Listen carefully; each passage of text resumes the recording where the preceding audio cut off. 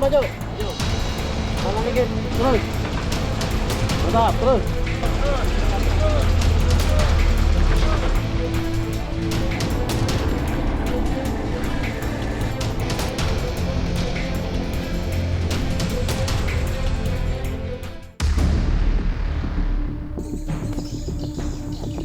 Bu, maaf Bu, saya nggak jadi naik Bu ya. Ternyata sulit.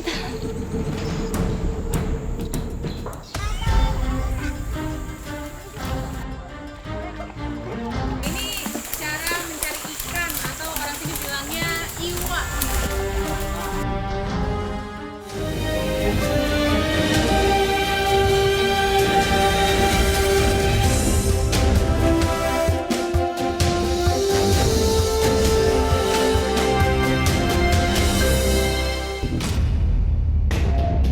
Kalimantan Selatan memiliki kekayaan hasil alam yang melimpah. Terletak di Kabupaten Tabalong, desa itu bernama Salikung, yang memiliki lebih dari 900 penduduk dan menjadi bagian dari wilayah Kecamatan Muara Uya. Salikung menjadi salah satu desa terdalam di Kabupaten Tabalong. Jarak tempuh Salikung dari wilayah Tanjung yang merupakan pusat kegiatan ekonomi di Kabupaten Tabalong berkisar 90 km. Sayangnya, infrastruktur jalan yang sangat buruk kami temui di sini. Tapi keadaan ini membentuk karakter tangguh bagi masyarakat desa Salikung yang pada kesehariannya berjuang mengukir angan.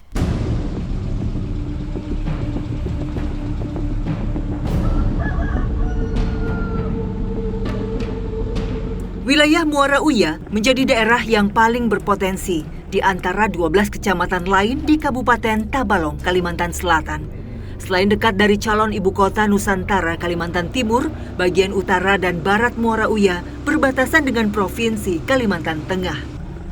Sektor perkebunan menjadi hal yang paling diunggulkan di wilayah ini, sebab memiliki tanah subur meski dikelilingi aliran sungai. Namun, perjalanan kami menuju desa Salikung hanya dapat diakses menggunakan mobil dengan kapasitas double gardan atau motor trail agar dapat melampaui segala rintangan di medan jalan ekstrim. Sebenarnya, jarak tempuh dari desa tetangga tidak terlalu jauh dan akan memakan waktu lebih singkat jika medan jalan bukan tanah. Namun sayang, di titik inilah yang menjadi akhir rute jalan memadai di wilayah Kecamatan Muara Uya. Terdapat sejumlah jembatan gantung yang harus kami lewati agar bisa menyeberang.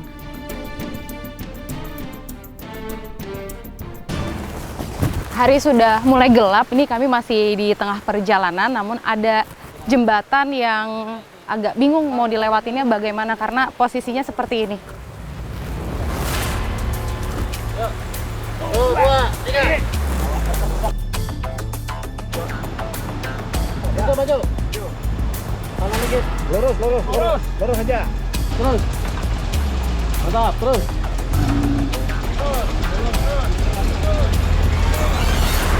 Satu mobil udah berhasil lewat, ini mau mobil selanjutnya, mudah-mudahan jembatannya masih kuat. Kali ini kami beruntung. Kedua mobil yang ditumpangi berhasil lolos dari rintangan jembatan kayu karena warga yang mengendarai mobil sudah mengenal karakter medan jalan di sini.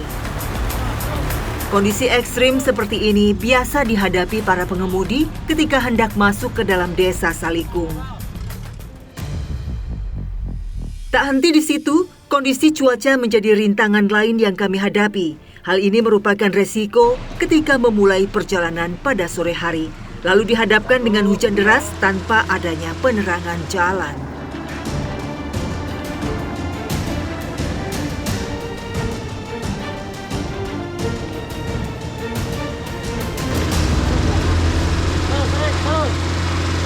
Jadi di bagian seberangnya ini ada kayu yang bisa ditarik pakai tali yang dikaitkan ke mobil supaya kayunya ini membentuk jembatan.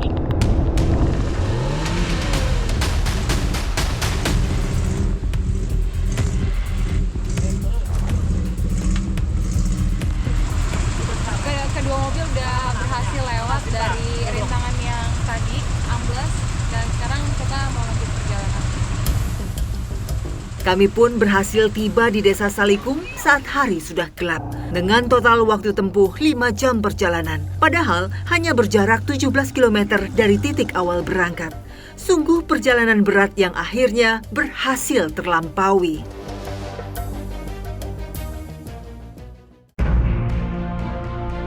Desa Salikung menjadi sentra tanaman jengkol di Muara Uya. Musim penghujan menjadi satu-satunya musim panen dalam setahun. Walau hanya sekali panen, buah jengkol yang siap petik amat berlimpah. Tanah yang subur membuat tanaman jengkol mudah tumbuh. Tetapi jangan salah, pohon jengkol yang baru ditanam akan menghasilkan buah yang baik untuk dikonsumsi setelah masa 10 tahun tanam. Sejak zaman leluhur, warga biasa bercocok tanam jengkol atau lebih dikenal dengan sebutan cering. Tak heran luas kebun jengkol bisa mencapai lebih dari 1 hektar yang dikelola dengan baik oleh warga. Saya bertemu Hatna dan keluarganya yang hendak memanen jengkol. Kami harus berjalan kaki sekitar 2 km untuk sampai di kebun. Pohon jengkol di sini memiliki ketinggian mencapai 15 meter lebih.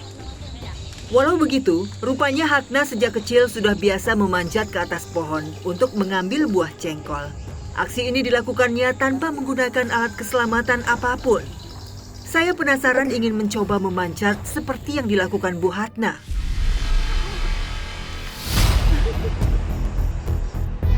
Jadi karena habis hujan, batang pohonnya cukup licin dan ternyata saya nggak sekuat ibu untuk naik ke atas, jadi saya tunggu di bawah sini. Bu, maaf Bu, saya nggak jadi naik Bu ya. Ternyata sulit. Ranting pohon jengkol terbilang rawan karena ukurannya tak sebesar ranting pohon tinggi lainnya.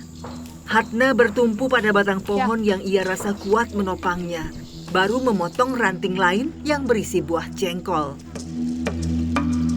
Setelah jengkol berjatuhan, kami yang di bawah mengumpulkan hasil panen jengkol ke satu titik untuk dikupas. Buat nak, Ibu memang sudah biasa naik manjat ke atas. Emangnya ini Bu nggak takut gitu? Di atas kan tinggi sekali. Iya, lagi kecil biasa gitu. Dari kecil? Iya.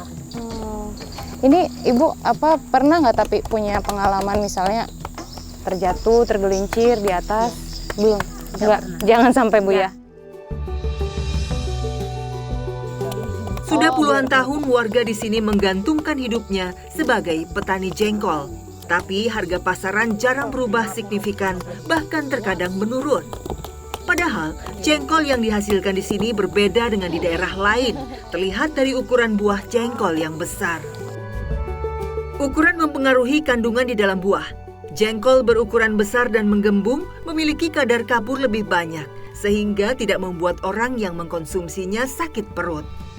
Buah jengkol memiliki banyak kandungan nutrisi seperti karbohidrat, protein, lemak, hingga mineral.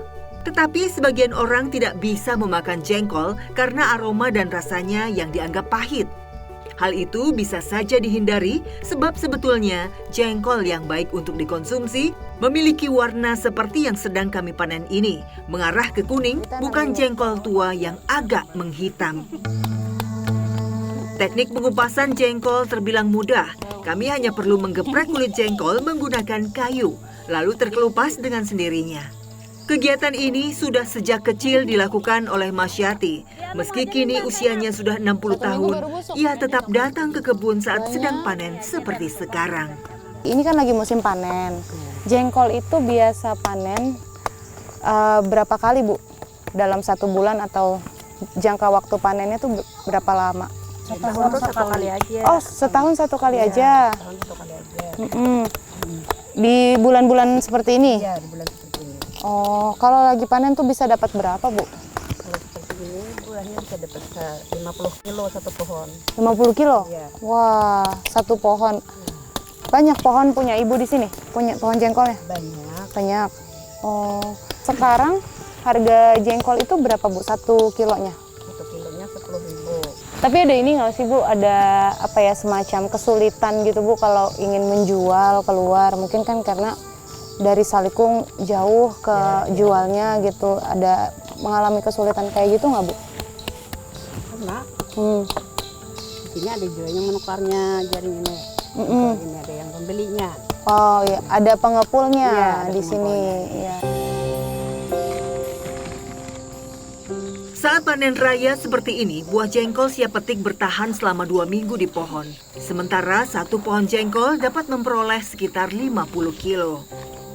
Warga terbentur tidak bisa memaksimalkan hasil panen karena faktor jalan yang buruk membuat ongkos mahal dan pendapatan tak sepadan. Setelah dikumpulkan, siang ini kami mendapat 1 karung penuh dan 2 keranjang berisi jengkol. Masyati dan para petani jengkol di sini tak memiliki pilihan lain selain mendatangi penampung agar mendapat penghasilan. Usai ditimbang, hasil yang didapat mencapai 17 kg dengan harga Rp8.000 per kilonya. Kualitas buah yang baik rupanya tidak mempengaruhi harga yang telah ditetapkan, sungguh rendah sekali. Masyati tetap mensyukuri hasil kerjanya hari ini dan dibagikan dengan rata ke saudara-saudaranya. Dari beberapa tahun ini yang kami gali aspirasi dari masyarakat di Sasalikung, sementara yang banyak dikeluhkan oleh masyarakat infrastruktur masalah jalan, Bu. Dari masyarakat juga berharap untuk ke depannya, utamanya infrastruktur jalan bisa memadai.